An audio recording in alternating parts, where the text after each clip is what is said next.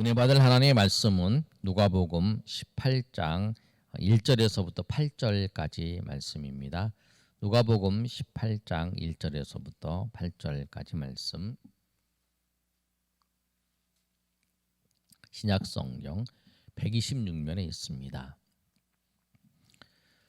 우리 한 절씩 교독하겠습니다. 예수께서 그들에게 항상 기도하고 낙심하지 말아야 할 것을 비유로 말씀하여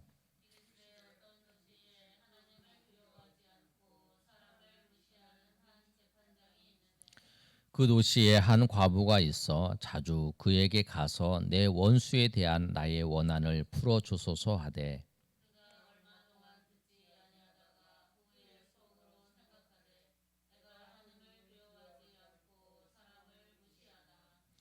이 과부가 나를 번거롭게 하니 내가 그 원한을 풀어주리라.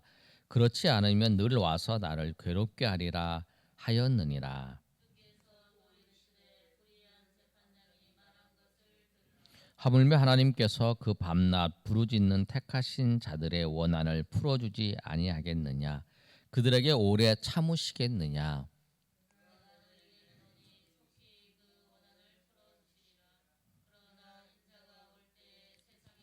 믿음을 보겠느냐 하시니라. 아멘. 우리가 18장부터 내일 우리가 18, 19, 18, 19, 20, 21, 22, 23까지 이렇게 한 장씩을 읽으면서 우리가 묵상한 것을 기록합니다. 누가복음을 우리가 쭉 생각해 보면 누가복음은 9장 52절에서부터 19장 27절까지 그 내용이 유대와 예루살렘의 중심으로 베레아 사역을 그 기록해 놓은 거예요. 그런데 우리가 꼭 이해를 해야 될 게 뭐냐면 마태, 마가, 누가 복음에 보면 예수님께서 갈릴리 사역에 대해서 굉장히 많이 기록해 놨어요. 그런데 이 유대와 그 다음에 베레아 이 지역에 기록한 부분들은 한 장, 두 장 이렇게 기록되어 있는데 이 누가복음은 굉장히 많은 분량을 할애해서 기록해 놓았습니다. 오늘 그 내용을 쭉 살펴보는 과정에 18장의 내용을 말씀하고 있는데 18장에 기도에 대해서 말씀하고 있어요. 그래서 우리가 누가복음을 읽을 때에는 그 예수님께서 사역하실 때에 유대와 예루살렘의 그 순회했던 사역, 그 6개월간의 기록이 9장에서부터 19장까지 기록되어 있다라고 하는 것을 꼭 기억하시고 읽으시고, 그 다음에 또 하나 기억할 건 뭐냐면 누가는 예수님이 사역을 하실 때에 기도에 대해서 굉장히 중심하셨고 기도하셨던 것을 강조하고 또 기도하셨던 내용들을 잘 기록해 놨어요. 예수님이 특별히 여러분 쭉 누가복음 읽어보시면 예수님께서 12제자를 선택하실 때에도 산에 가서 기도하시고, 예수님께서 겟세마네 동산에 가실 때에도 기도하시고, 십자가를 지시러 가실 때 겟세마네 동산에 가셨을 때도, 그리고 예수님께서 중요한 일을 하실 때마다 예수님께서 기도하셨다라고 하는 장면이 꼭 기록되어 있어요. 여러분이 그것을 잘 기억하시면서 보시면 될 것 같아요. 그런데 18장에 있는 내용도 예수께서 그들에게 항상 기도하고 낙심하지 말아야 할 것을 비유로 말씀하신 거예요. 기도는 뭐냐면 그 항상 해야 되는 거예요. 그런데 항상 할 때에 우리가 가지고 있는 그 문제와 어려움이 뭐냐면 낙심하게 된다는 거죠. 기도하다가 낙심하는 거예요. 기도하다가 기도해봤자 뭐 되는 것도 없고 안 되는 것도 없고 막 이러니까. 그런데 오늘 예수님께서 하시는 말씀은 기도할 때에 기억해야 되는 낙심하지 말아야 된다. 낙심하지 말아야 될 것을 말씀하시면서 한 비유를 설명하세요. 그럼 그 비유가 뭐냐면 불의한 재판장이 있어요. 자기 마음대로 재판하는 이 재판장인데, 이 재판장이 그 한 과부의 그 소원을 이제 그 과부가 하는 그 이야기를 들어주는 장면이 나와요. 그런데 그 이유가 뭐냐면 과부의 원한을 들어주는 이유가 날마다 와서 얘기하는 거예요. 날마다 내 원한을 풀어달라, 내 원한을 풀어달라, 내 원한을 풀어달라. 그런데 사람들이 얘기할 때는 그렇죠. 아니, 그 사람한테 가서 얘기할 필요가 없다. 그 사람은 절대 들어주는 사람이 아니다. 그 사람은 절대 당신의 이 얘기를 들어줄 이유가 없고 그렇게 정이 있는 사람이 아니고 그 사람 공정한 사람도 아니다 라고 하는 거예요. 그러나 이 과부가 끊임없이 찾아가는 거예요. 그런데 이 과부의 소원을 들어줘요. 이 원한을 풀어줘요. 그런데 그 이유가 뭐냐면 아주 중요한 말씀이에요. 이 과부가 나를 번거롭게 하니 내가 그 원한을 풀어주리라. 그렇지 않으면 늘 와서 나를 괴롭게 하리라 하였느니라 라고 말씀하는 거예요. 이 과부가 항상 와서 계속 얘기한다는 거예요. 그러니까 번거로워서 내가 그 과부의 원한을 풀어줬다고 말씀합니다. 그런데 하나님께서 이 말씀하시는 게 뭐냐면 과부도 그러는데 과부도 그 원한이 있을 때에 그러는데 하물며 하나님의 백성은 하나님께서 반드시 들어주실 것을 하나님께서 반드시 역사하실 것을 알고 하나님께서 인도하실 것을 알면서 왜 기도하지 않느냐? 그 기도하지 않는 이유는 뭐냐면 믿음이라는 거예요. 믿음. 그래서 끊임없이 쉬지 않고 항상 낙심하지 않고 기도할 수 있는 건 믿음이라 하나님을 향한 믿음이라는 거예요. 하나님이 어떤 분이시고 하나님은 우리를 어떻게 인도하시는 분인가를 아는 사람은 하나님 앞에 기도할 수 있다는 거예요. 그래서 여러분 오늘 이 말씀처럼 우리가 하나님이 어떤 분이신가를 알고 주님 앞에 나오시길 바라요. 하나님이 어떤 분이신가? 하나님께서 우리의 삶의 모든 것을 인도하시는 분이세요. 하나님께서 우리의 삶의 모든 걸 인도하시고 주장하시는 분이세요. 그 사실을 아는 자, 그 사실을 믿는 자는 하나님 앞에 기도할 수 있어요. 그러나 그거를 모르는 자는, 그거를 깨닫지 못하고 알지 못하는 자는 기도의 자리에 나올 수 없어요. 당장 해야 될 게 급한데 그 기도하는 거와 기도하지 않는 거의 차이를 모르기 때문에 그렇다는 거예요. 여러분은 그래서 오늘 18장에서 과부의 이 내용을 보면서 하나님 앞에 기도하는 저 여러분 되실 소망합니다. 또 9절에서부터 또 14절까지의 말씀을 통해서도 기도에 대해서 말씀하고 있어요. 기도에 대해서 말씀하고 있는데 바리새인과 세리의 기도에 대해서 말씀을 하는 거예요. 바리새인은 어떻게 기도하냐면 자기가 하나님 앞에 나와서 기도하는 자세를 말씀하는 거예요. 하나님 앞에 나와서 내가 불의한 그 다른 사람과 비교하면서 나는 다른 사람들처럼 토색하지도 않고 불의하지 않고 가늠하지도 아니하였고 세리와 같이 아니한 걸 감사합니다라고 그렇게 이제 기도하는 거예요. 하나님 앞에 나와서 내가 저 사람처럼 저렇게 하지 않고 저렇게 하지 않고 저렇게 하지 않고 이렇게 비교하면서 기도하는 거예요. 그리고 내가 12절에 있는 말씀처럼 일주일에 2번 금식하고 또 소득의 11조를 드립니다라고 하나님 앞에 그렇게 기도하면서 그렇게 말하면서 기도하는 거예요. 나와 저 사람을 비교하는 거예요. 나와 저 사람과 비교하면서 그 사람에 대해서 얘기를 하는 거예요. 그러니까 우리가 하나님 앞에 나와서 우리가 고할 때의 자세는 뭐냐면 다른 사람과 비교할 필요가 없어요. 우리가 하나님 앞에 예배하러 왔어요. 하나님 앞에 기도하러 왔어요. 하나님을 섬기러 왔어요. 하나님을 섬겨요. 다른 사람과 비교할 필요가 없다는 거예요. 내가 나 혼자서 하나님 앞에 서는 거예요.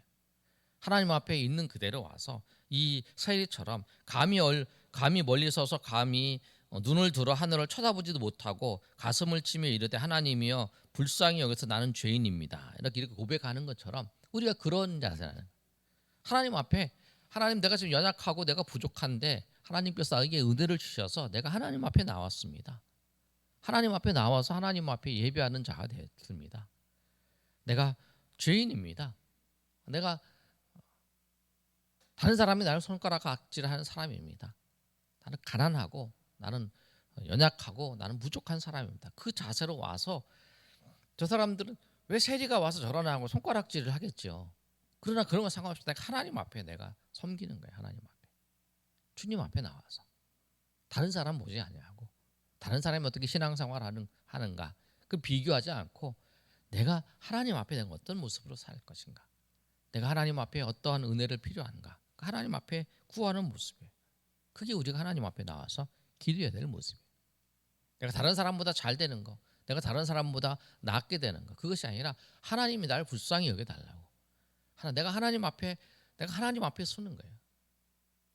우리의 목적이 그거잖아요. 우리의 목적이 내가 다른 사람보다 잘 되는 게 목적이 아니에요. 우리의 목적은 내가 하나님 앞에 거룩한 모습으로 서고 하나님의 은혜로, 하나님의 은혜 가운데 살아가는 거예요. 그 하나님께서 베풀어 주신 은혜가 크든지 작든지 간에 그 은혜 안에서 살아가는 거. 나에게 주신 달란트, 내게 주신 그 달란트가 하나든지 두 개든지 상관없이 그 주신 대로 그 은혜에 따라서 내가 섬기고, 내가 봉사하고, 내가 하나님 앞에 드리고, 그리고 내가 하나님 앞에 섬기는 그 모습으로 살아가는 거. 그걸 하나님께서 기뻐하시는 거지. 다른 사람과 비교하고 다른 사람의 모습을 보면서 그렇게 내가 다른 사람보다 이렇습니다, 내가 다른 사람보다 이렇습니다, 이렇게 하는 게 아니라는 거예요. 그 신앙의 모습은 나와 하나님과의 관계, 나와 하나님과의 관계, 그것이라는 거예요. 그래서 이 두 가지의 기도에 대해서 이제 두 가지 모습을 보여주고 있는데, 낙심하지 말아야 될 것과 기도할 때 어떠한 자세로 나와서 내가 기도해야 되는지를 말씀하고 있어요. 그리고 이제 18장에 보시면 18장에 이제 그 어린아이를 금하지 말라는 말씀도 있고요. 15절부터 17절까지 말씀은 부자 관리가 와서 물어봅니다. 뭐라고 물어보냐면 어떻게 영생을 얻습니까? 라고 물어봤을 때에 다 버리고 나를 쫓으라 그랬더니 쫓지 못하고는 그런 모습을 보여주고, 그 부자 관리가 그렇게 이제 표현하는 모습을 나와요. 18장에 이제 대략적으로 그런 내용이 쭉 있고요. 그다음에 18장에 이제 그 35절부터 43절까지 말씀을 보면 이제 그 최후로 이제 예수님께서 유대와 베레아 사역을 하시고 여리고를 통해서 이제 어디로 가시냐면 예루살렘에 가는 거예요. 이게 여리고가 이제 예루살렘으로 들어가는 길이에요. 어떻게 되냐면 요단강을 건너와서 이제 여리고를 지나서 이제 예루살렘 이렇게 올라가는 거죠. 근데 여리고를 가까이 갔을 때에 35절에 보면 여리고 가까이 갔을 때에 한 맹인이 길가에서 소리 지르는 모습이 있어요. 그러면서 그 맹인이 38절에 보면 다윗의 자손이여 나를 불쌍히 여기소서 한다라고 소리 지르는 거예요. 그랬더니 예수님께서 데려오라고 해서 네가 무엇 타겨 주기를 원하느냐? 내가 보기를 원합니다. 그랬더니 이제 네 믿음이 너를 구원했다. 그래서 이제 그 곧 보게 되는 역사가 있어요. 그런데 여러분 잘 아는 것처럼 여리고를 들어갈 때에 맹인을 고쳐주는 사건이 있죠.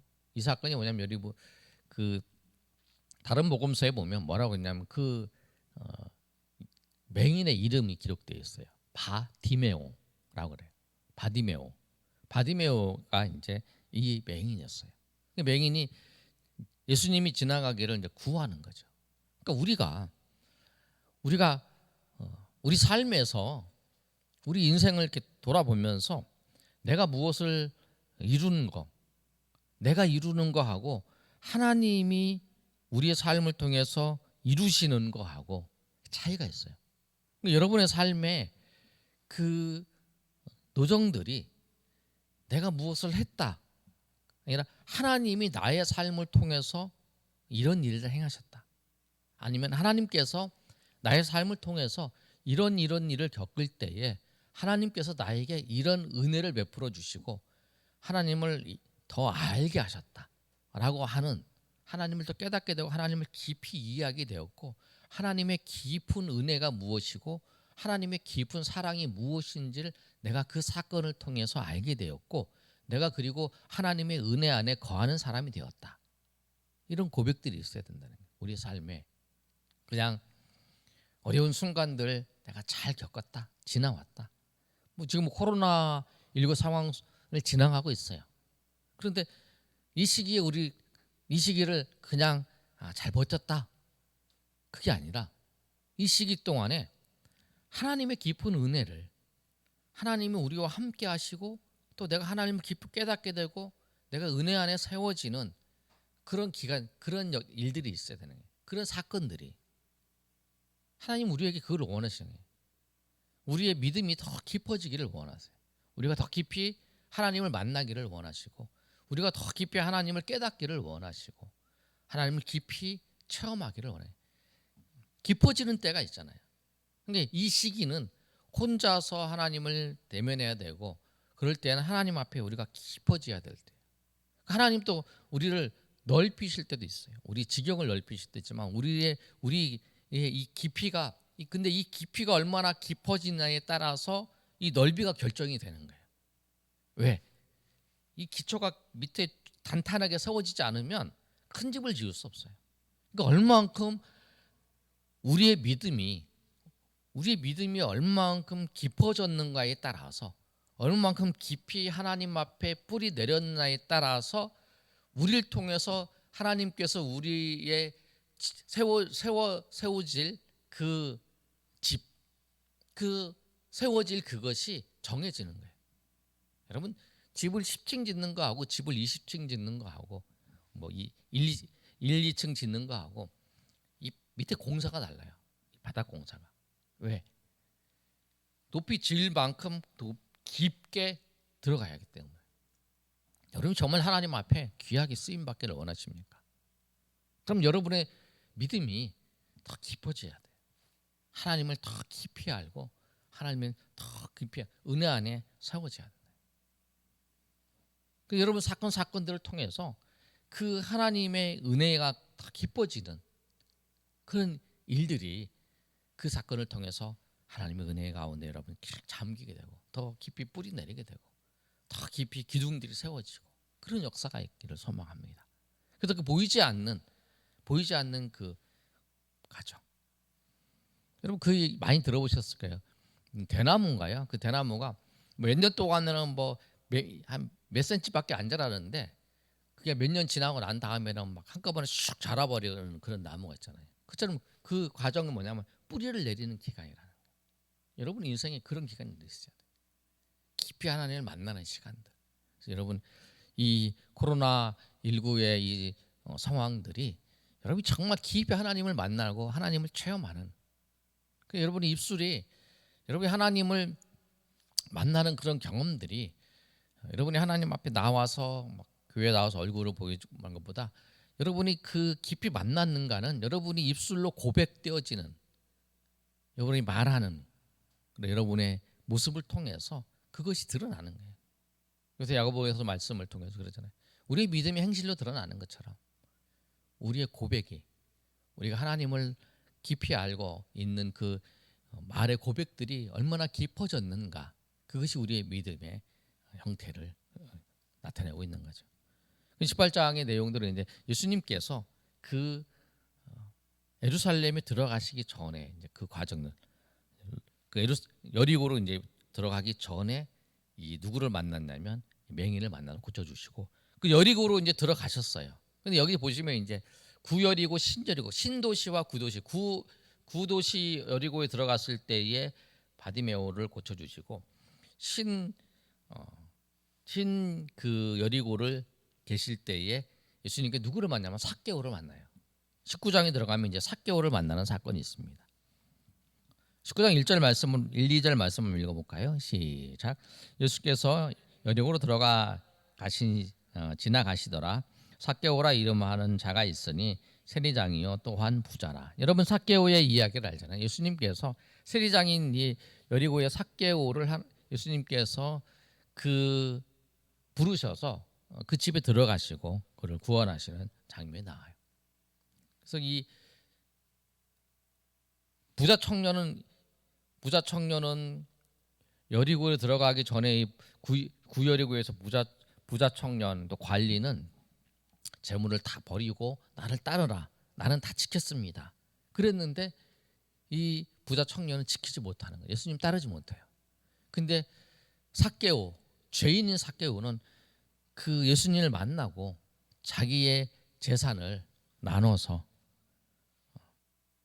절반을 가난한 사람들한테 주고, 또 자기가 속이고 빼앗은 사람들한테는 4배나 갑절이나 4갑절이나 갚아주는 그런 일들을 벌이는 거예요. 주님을 만난 사람과 주님을 만나지 못하는 사람, 차이가 이제 분명히 드러나죠. 그리고 그런 모습들은 이제 부자들과 죄인들이 회개했을 때의 모습들이 이제 현명하게 드러나는 그 모습이에요. 그다음에 11절부터 이제 쭉 보시면 이제 누가복음에 나오는 이제 문화 비유가 있어요. 열문화를 비유가 있는데 그게 이제 누가복음 19장 11절에서부터 27절까지 말씀이에요. 근데 여기 보시면 우리가 좀 특이한 건 뭐냐면 달란트, 마태복음 25장에 나오는 달란트 비유는 한 달란트, 두 달란트, 다섯 달란트를 주는데 이 열문화 비유에서 보시면 열문화는 뭐냐면 똑같이 다 열문화를 주는 거예요. 열문화를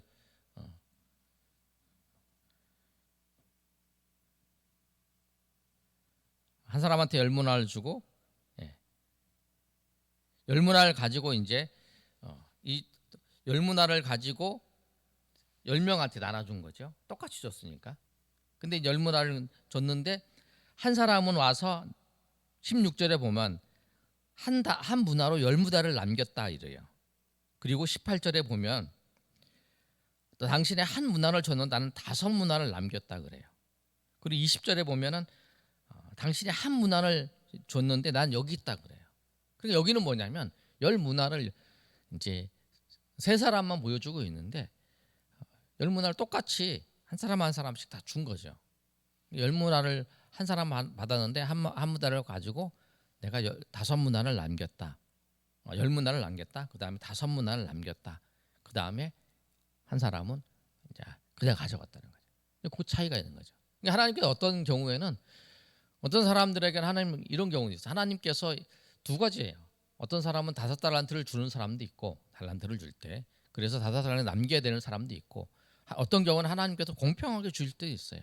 한 문화씩 주실 때도 있어요. 그러나 이제 하나님께서 오늘 보실 때 보면은 한 문화를 가지고 그 10문화를 남겼어요. 16절에 주인이 이르되 잘하였도다 착한 종아 내가 지극히 작은 일에 충성하였으니 열 고을 권세를 차지하라 이렇게 말씀해요. 그리고 또 두 번째 18절에 보면 둘째가 와서 이르되 주인이여 당신이 한 문화로 5문화를 남들었나이다. 주인이 그에게 이르되 너도 5고을을 차지하라 라고 얘기를 하는 거예요.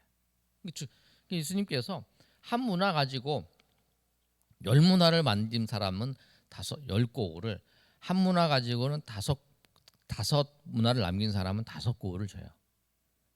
하나님께서 뭐냐면 우리에게 주신 것 따라서 그 사람이 어떻게 그것에 대해서 최선을 다해서 하는 거. 내가 사람은 10개를 남겼는데 나는 5개를 남겼다. 너는 무능하다. 너는 왜 10개를 못 남겼느냐? 너는 왜 5개밖에 못 남겼느냐? 이렇게 말씀하지 않는다는 거예요. 그러니까 우리 삶에 하나님 주신 것 가지고 최선을 다해서 살면 그게 우리가 해야 될 일이라는 거예요. 최선을 다해서. 그냥 그것을 모아두고 있는 게 아니라 내가 그것을 다해서 최선을 다해서 섬기면 되는 거예요. 그 결과는 그러니까 우리가 항상 꼭 기억해야 할 것은 뭐냐면 우리에게 맡겨진 건 충성이라는 거예요. 우리에게 맡겨진 거는 주어진 거에 대해서 그걸 가지고 열심히 섬기고 충성되이 일하면 되는 거예요. 그거의 결과는 나의 손에 달려 있는 게 아니라는 거예요. 하나님께 달려 있는 거죠. 우리가 그 씨 뿌리는 그 예수님께서 씨 뿌리는 비유를 하시고 난 다음에 이제 바울이 그거에 대해서 전도에 대해서 말씀하면서 아볼로도 그렇고 자기도 그렇고 바울도 그렇고 뿌리는 사람이 있고 거두는 사람이 있고 자라게 하는 분이 계시다라고 말씀을 하잖아요. 그것처럼 다 그러나 열매 맺게 하시는 분은 하나님이시다라고 말씀하는 거예요. 그러니까 모든 것이 뭐냐면 우리가 그 상황 속에서 그 자기에 맡겨진 부분대로 최선을 다해서 하는 거예요. 내가 전도를 하면서 내가 씨를 뿌리는 일을 하는 사람과 어떤 사람은 그 사람을 찾아가서 만났는데 그 사람이 교회로 인도해서 예수를 믿게 됐을 때 처음 이 사람을 예수를 믿게 하기 위해서 전도하고 복음을 전해 수고한 사람의 그 노력들이 없어지는 게 아니라는 거예요. 하나님께서는 이 사람도 이 수고했던 사람도 그 다음에 이 마지막에 교회로 이 사람을 인도했던 사람은 다 똑같이 보신다는 거예요. 그러니까 우리가 하나님이 모든 것을 주관하신다는 것을 알면 우리가 하나님을 의지하면서 우리의 삶 가운데서 우리가 흔들리지 않고 살아갈 수 있어요. 뭐만 기억하고 있다면 하나님이 모든 것을 보시고 하나님이 모든 것을 주관하시고 하나님이 모든 것을 이끌어 가신다라고 하는 것만 알면 그렇게 할 수 있다는 거예요. 우리가 이 부분에 대해서 한번 생각해 보시고, 그 다음에 이제 19장에 보시면 28절부터 시작해서 이제 우리가 잘 아는 말씀이에요. 예수님께서 이제 그 마지막 일주일에 고난 주간에 이제 예루살렘으로 들어가시는 장면이 나와요.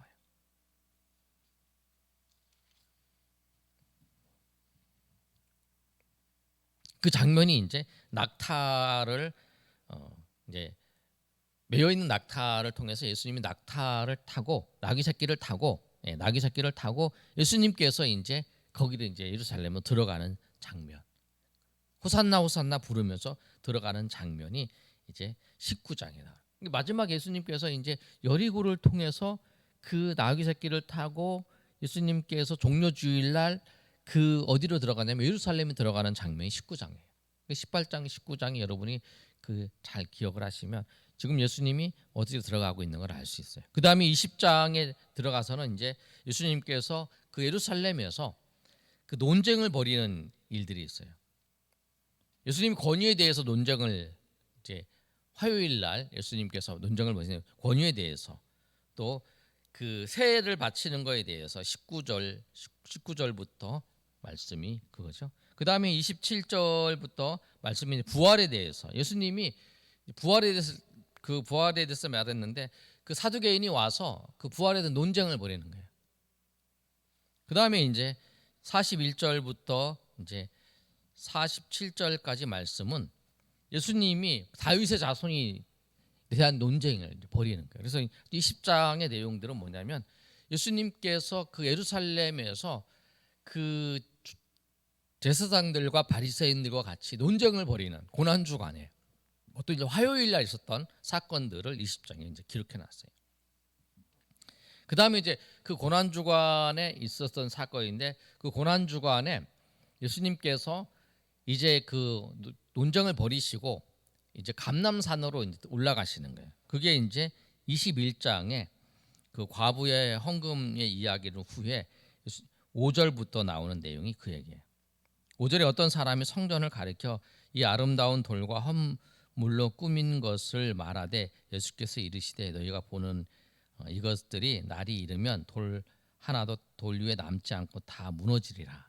예수님께서 이렇게 말씀하신 거예요. 왜냐하면 예수님께서 성전에서 나오셔서 감람산에서 성전을 바라보시면서 성전이 무너질 것에 대해서 말씀하시고, 또 재난이 임할 건지, 재림의 때가 일어날 때, 환란의 때가 일어날 것에 대해서 10절부터 쭉 말씀을 하세요.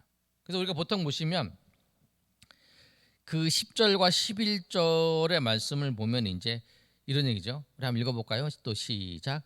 또 이르시되 민족이 민족을 나라를 대적하여 일어나겠고 곳곳에 큰 지진과 기근과 전염병이 있겠고 또 무서운 일과 하늘로부터 큰 징조가 있을. 이 모든 12절 시작. 이 모든 일 전에 내 이름으로 말미암아 너희에게 손을 박해하며 회당과 옥에 넘겨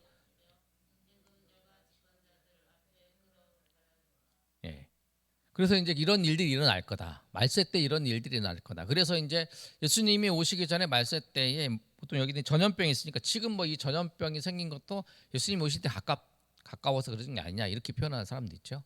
그런데 이제 그 예수님께서 뭐냐면 말씀하실 때 그 말세 마지막 때에는 이런 일들이 일어날 거라고 말씀하신 거예요. 지진도 일어나고 전염병도 있고 무서운 일도 있고 하늘의 징조가 있고 이제 말세에 대해서 그 말씀을 이제 21장에서 이제 하셨어요.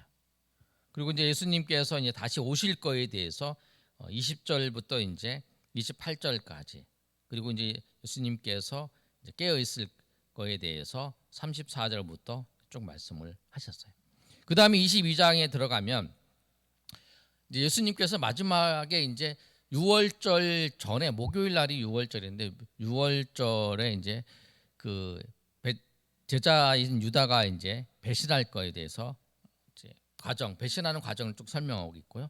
그 다음에 이제 6월절 준비하는 과정, 그 다음에 22장에 보면 유월절의 마지막 만찬, 예수님께서 유월절 만찬에 예수님께서 그 성만찬식을 제정하는 그 사건들이 나와요.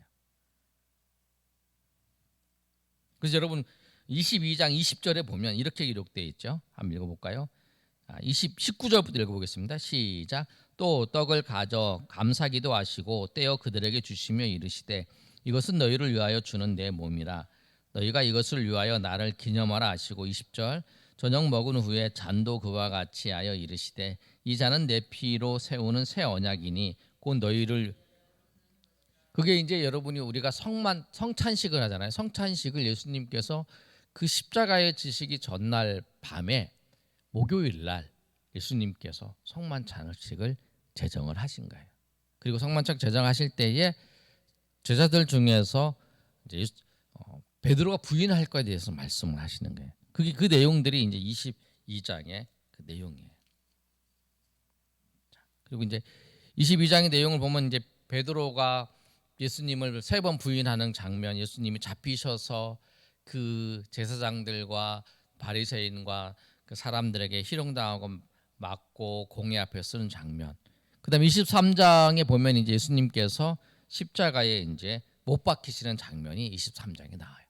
이제 우리가 18장부터 보고 있는데 18장부터 내용이 뭐냐면 18장부터 시작을 해서 예수님께서 이제 어디로 들어가시면 예루살렘의 십자가에 죽으러 들어가시는 거예요. 18장 19장에서는 이제 누구를 만나면 들어가시기 전에 바디메오와 또 이제 그 삭개오를 만나고 그 다음에 여리고에서 지나서 이제 누구를 예수님께서 이제 그 어디로 들어가냐면 예루살렘에 들어가셔서 호산나하고 환영을 받으시고 그 안에 들어가셔서 예수님 제자들과 같이 계시다가 그 제사장들과 서기관들과 논쟁도 벌이시고 그 다음에 이제 예수님께서 그 감람산에서 기도하시다가 이제 그 말세에 대해서 말씀도 전하시고 그 다음에 이제 마지막에 목요일 날 예수님께서 이제 성만찬을 같이 하시고 만찬을 하시고 이제 십자가를 지시기 전에 겟세마네 동산에 가서 기도하시다가 예수님 잡혀 들어가는.